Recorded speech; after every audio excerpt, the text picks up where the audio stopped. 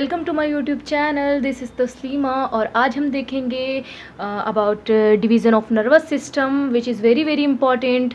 उससे पहले हम आज का कोटेशन देख लेते हैं। Okay, train your mind to be calm in every situation. ये बात सच है। जब भी आपकी लाइफ में कुछ प्रॉब्लम्स आएँ तो आप ज़्यादा घबराइएगा मत, उससे और ज़्यादा प्रॉब्लम्स बढ़ जाती हैं, कम होने की बजाय ज़्यादा बढ़ जाती हैं। तो मैंने ऐसा एक्सपीरियंस किया है कि जब भी आप पर कोई लाइफ तो धक्का देती है, इसमें नो डाउट, लेकिन आपको काम होना होगा एवरी सिचुएशन। तो चलिए हम स्टार्ट करते हैं। Division of nervous system. Division of nervous system, सबसे पहले जान लेते हैं कि नर्वस सिस्टम होता क्या है। नर्वस सिस्टम जैसे ढेर सारे सेल से मिलकर के टिश्यू बनता है, फिर टिश्यू से मिलकर के ऑर्गन बनते हैं, फिर ऑर्गन से ऑर्गन सिस्टम बनते हैं। इसी प्रकार न्यूरॉन सेल से न्यूरल टिश्यू बनते हैं। उसके बाद ऑर्गन बनते हैं, जैसे ब्रेन हो गया। उसके बाद नर्वस सिस्टम बन जाते हैं, न्यूरल ऑर्गन बनते हैं, उसके बाद नर्वस सिस्टम बन जाते हैं। ठीक है, तो नर्वस सिस्टम के पार्ट्स देख लेते हैं। नर्वस सिस्टम, इसके दो मेजर पार्ट्स होते हैं, central nervous system and peripheral nervous system.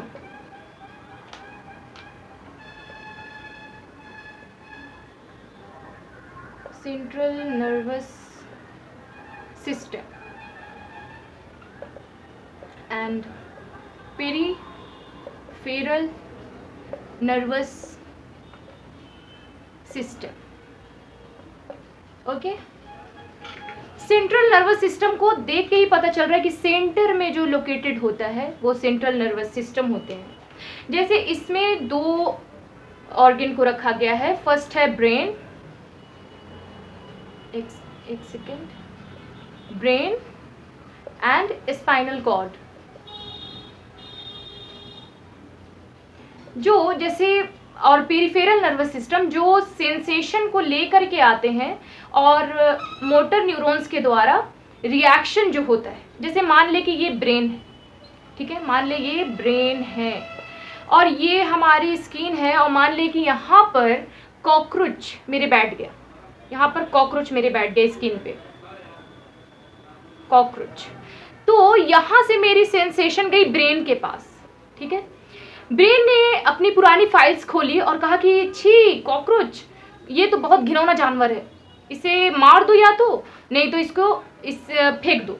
तो हमारे मोटर न्यूरॉन्स के द्वारा सिग्नल गया हमारी स्किन को कि इसे मार दो या फेंक दो। ठीक है, तो ब्रेन जो है वो सेंट्रल नर्वस सिस्टम है और ये सब जो काम हो रहा है सेंसेशन और मोटर का, ये है peripheral nervous system.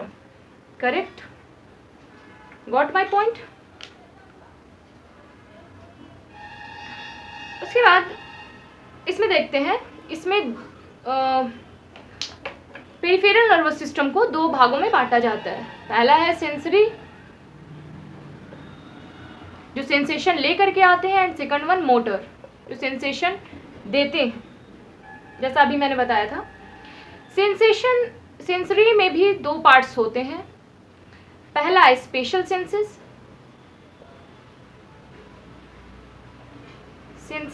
And second one is general senses.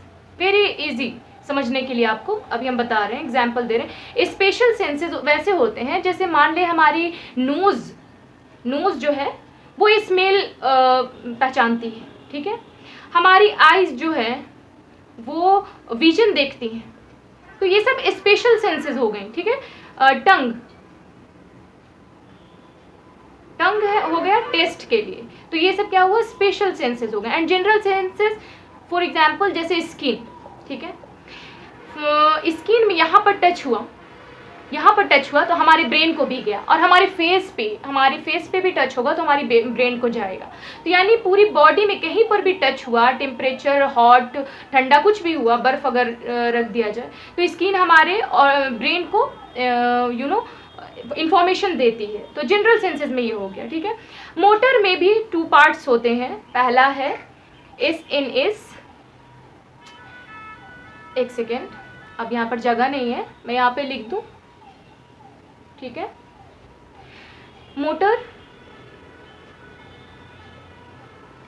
Motor में 2 पार्ट होते हैं, एस यानी somatic nervous system and S.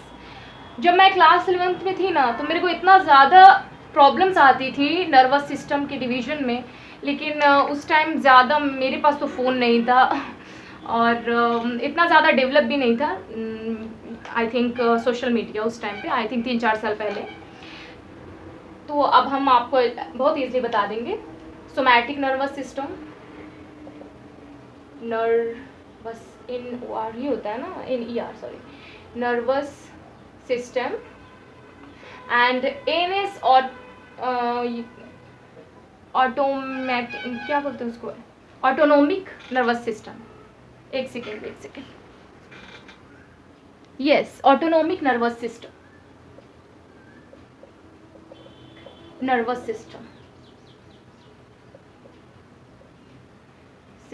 ठीक है। क्या होता है कि सोमैटिक नर्वस सिस्टम वॉलेंट्री होती है। जैसे आप एक्सरसाइज करते हैं तो आपकी लेग दौड़ती है, तो ये सब वॉलेंट्री कंट्रोल होता है। हमारे हाथ में जैसे कोई निडल चुभाया तो मैंने हटा लिया, तो ये सब वॉलेंट्री कंट्रोल है। तो ये कौन कंट्रोल करता है? SNS, सोमैटिक नर्वस सिस्टम करती है। और ऑटोनोमिक नर्वस सिस्टम, जैसे हमारा हार्ट पंप, कितना हार्ट से ब्लड प्योर होगा, किडनी हमारी कितना ग्लूकोज ऑब्जर्व करेंगी, तो ये हमारे कंट्रोल में नहीं है, ये इनवॉलेंट्री कंट्रोल होती है, इनवॉलेंट्री कंट्रोल, ठीक है। तो ANS यानी ऑटोनोमिक नर्वस सिस्टम को भी 2 पार्ट में बांटा गया है। पहला है पैरासिम्पैथेटिक,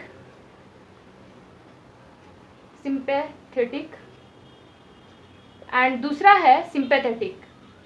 यार मुझे इसमें इतना ज़्यादा मेरे को कन्फ्यूज़न होती थी, मैं बता नहीं सकती आपको। एकदम सीधा है, एकदम सिंपल वे में। सिंपैथेटिक यानी आपको सिंपैथी की कब ज़रूरत होती है? जब आप डिप्रेशन में होते हो या जब आप ख़तरे में होते हो।